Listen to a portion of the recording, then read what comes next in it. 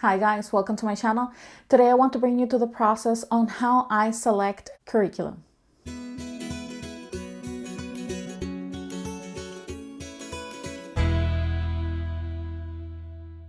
Hi guys, welcome to my channel. My name is Emma. In here I like to talk anything that has to do with homeschool, sprinkle a little bit of motherhood and lifestyle. Today I want to bring you with me to talk a little bit about how I go through the process of selecting curriculum, how I choose curriculum. But before that, if you haven't subscribed yet, I invite you to do it. Click that notification bell so you don't miss every time I upload a video.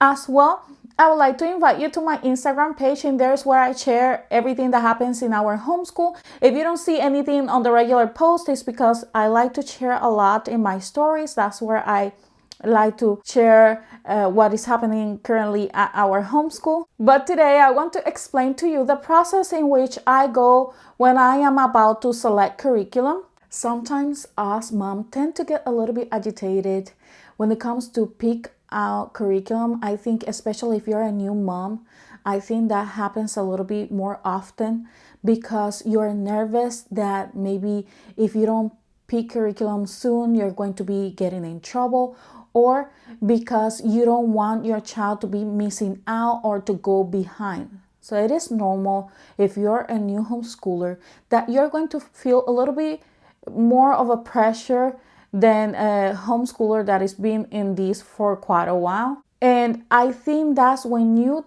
tend to make a little bit of a mistake when it comes to the curriculum, because you are still getting to know your learning style, you're still getting to know your child learning style, and it's easy for us mom to feel a little bit defeated the first year because of that same reason, because you are just starting to learn how to pick curriculums, you're starting to learn how to select things that will go along with both learning styles, your learning style and your child learning style, as well something that will work with your kid. You haven't gone through the process of being experimenting and going through all of these programs just to select the one that will work for you. And reality is, at the beginning, you're going to go through different type of programs, just looking to what will go better with each other's learning style, to what will go to his own pace or her own pace.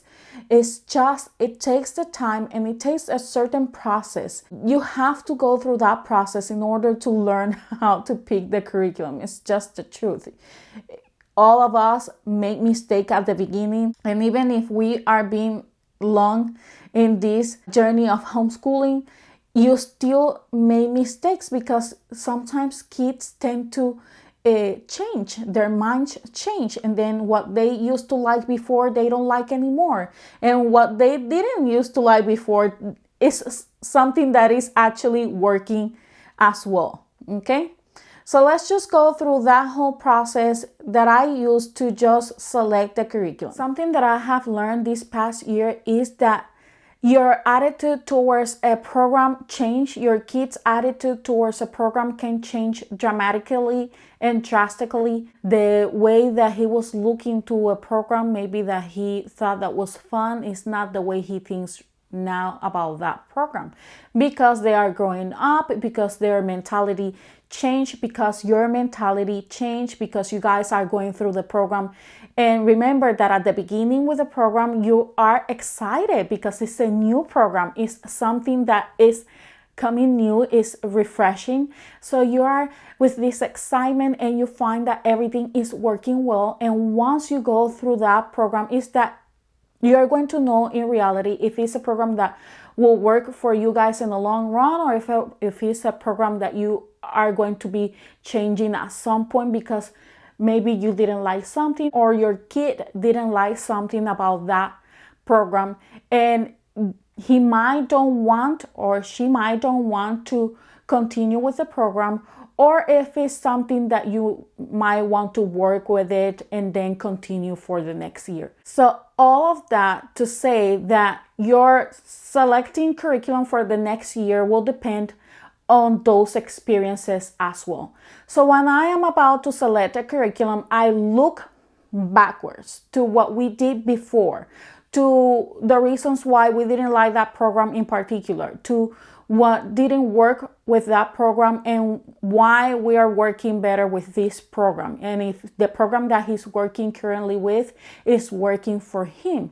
I look through all of that. I tend to make notes in our planner because I use our planner as well as a journal, and that is the reason why I decide to put the name to my channel, Journal of a Homeschooler, because I tend to journal what we do here in our homeschool. I tend to make note of everything, especially in my planner where we have the space for the notes.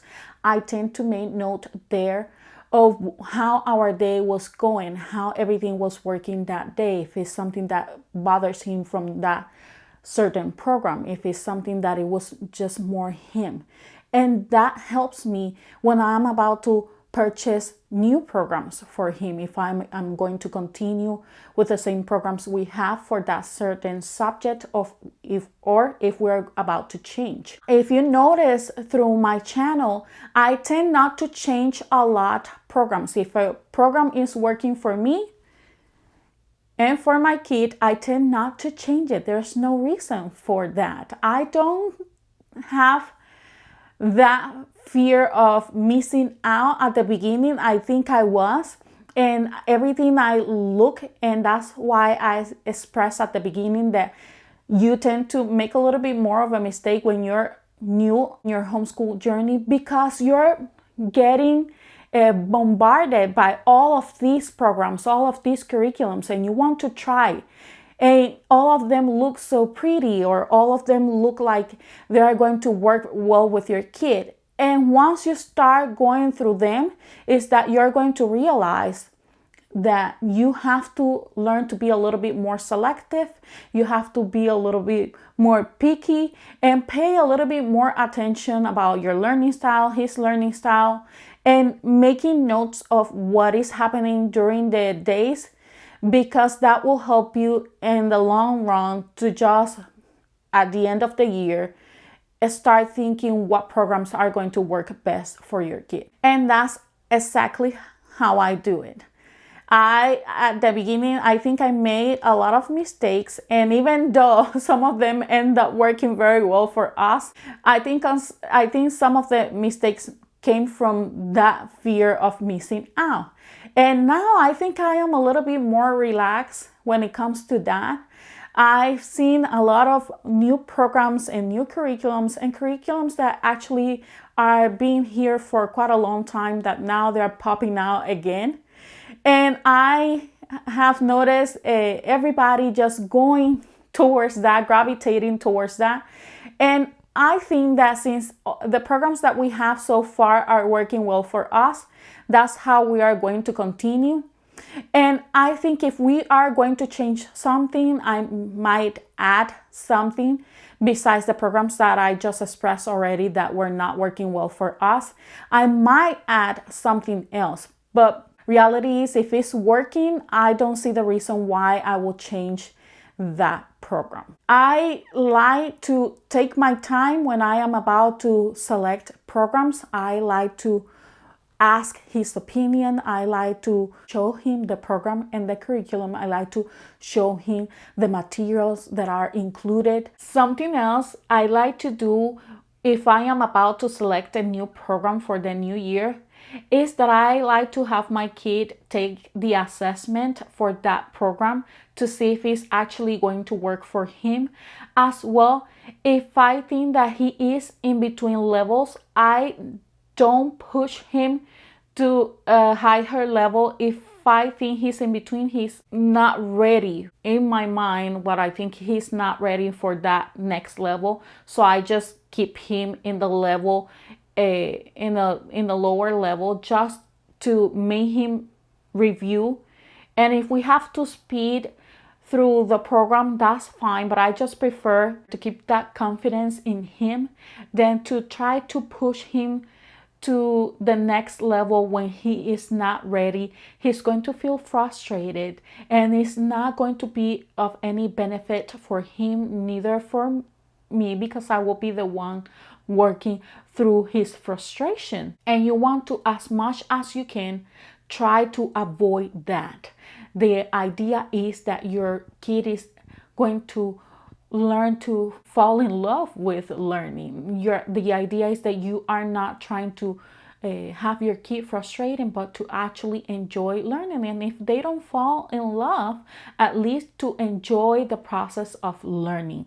That is what that should be one of your goals. Actually, at least it's one of my goals and the visions that I have for my homeschool, that he learns to enjoy learning, that he don't have to wait for me to actually go and grab a book, that he feels confident enough, that he feels that he's enjoying so much reading, that he goes and he gravitates toward grabbing a book without me having to tell him, you need to go grab a book and read. That's the point of homeschooling as well, that you're going to go at your child's pace. You are not trying to hurry them up towards the next level, because you have to meet certain standards or you have to meet certain criteria. Because if it was going to be like that, might as well just leave your kid at a public school where they need to go at the standards that the system is telling them to go. The idea on homeschooling, at least that's how I think about it, is that you're going to try to go at your child learning pace. Is that you're going to take it easy. You're going to try to explain things in a way that your kid is going to understand it. You're going to select materials that are going to work with your kid and that are going to work with you as well, because you're the one that is going to teach the lessons. You're the one that is going to teach that material. So it has to work with you as a teacher, as the one that is leading your kid through the subjects. It has to work with you as well. So it has to work actually with both of you. So that's what I am looking when I'm about to select a program as well. I like to go through the materials. I like to go through the things that are included with that program. I like to, if I can see videos of flip through the pages about that book, or if I can go through the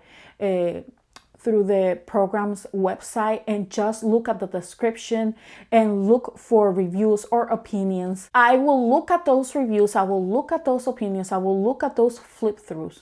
But at the end, it'll be what I think. It'll be what my son thinks about that program. If it's something that it gets his attention, if it's something that I think will work with him, if it's something that will adapt to the season in which we are at, and to the ability that we have to work with that program. Because I work outside, I have a schedules that sometimes varies, depends on what I'm doing, and there's situations that will change at some point, and that is the reason as well why I like to plan ahead.